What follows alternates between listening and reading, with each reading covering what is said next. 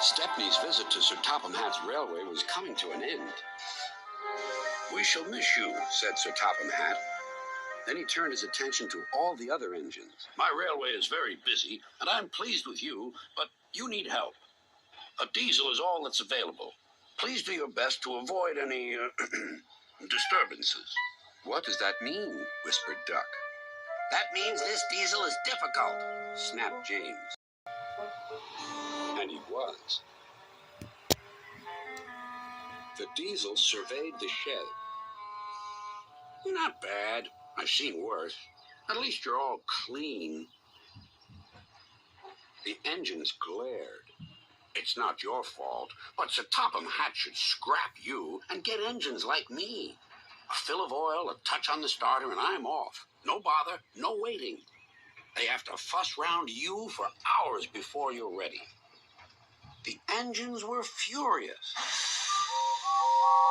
Next morning, they held an indignation meeting round the turntable. "Disgraceful. Disgusting. Despicable. To say such things to us," cried Donald and Douglas. "It's to teach them a lesson we'd be wanting. Now, how do we do it?" Their chance came sooner than expected. The diesel was purring comfortably. An inspector watched a fitter making final adjustments. The wind tugged at the inspector's hat. The diesel was ready. "Look at me, Duck and Stepney. Now I'll show you something." He rolled proudly toward his coaches. Then it happened.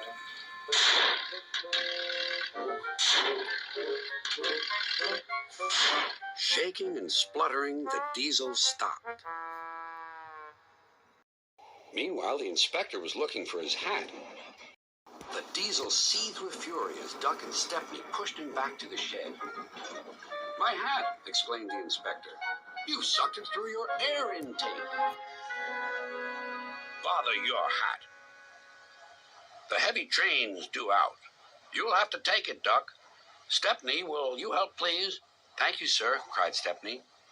"I'd like a good long run on my last day." The engines were soon ready. "Gordon will take over from halfway, so get the train to there. Good luck." "Don't worry," smiled Stepney. "We'll get there, and be early, too." The cavalcade moved carefully over the rails and out to the open line. "Now for a sprint," puffed Stepney. "I'm ready when you are," replied Duck. Soon they were whizzing through Edward Station. And next they charged at Gordon's Hill beyond.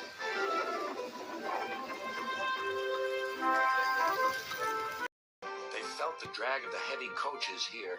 It was hard work.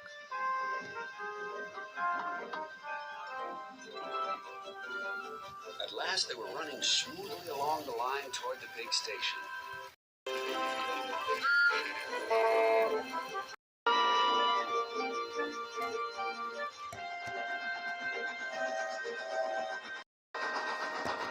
"Hello, you're early," said Gordon. "That's one in the headlamp for old Diesel. James says he's sick as boiler sludge and sulking in the shed. Serves him right for saying we're out of date." And Gordon chortled away. Next day, everyone came to say goodbye to Stepney. "Come back and see us soon," whistled the engines. "And you are always welcome on my Bluebell Railway, too," replied Stepney. Then he puffed away. What about Diesel? He'd slipped out while no one was looking. But he left two things behind: a rather nasty smell and a battered bowler hat.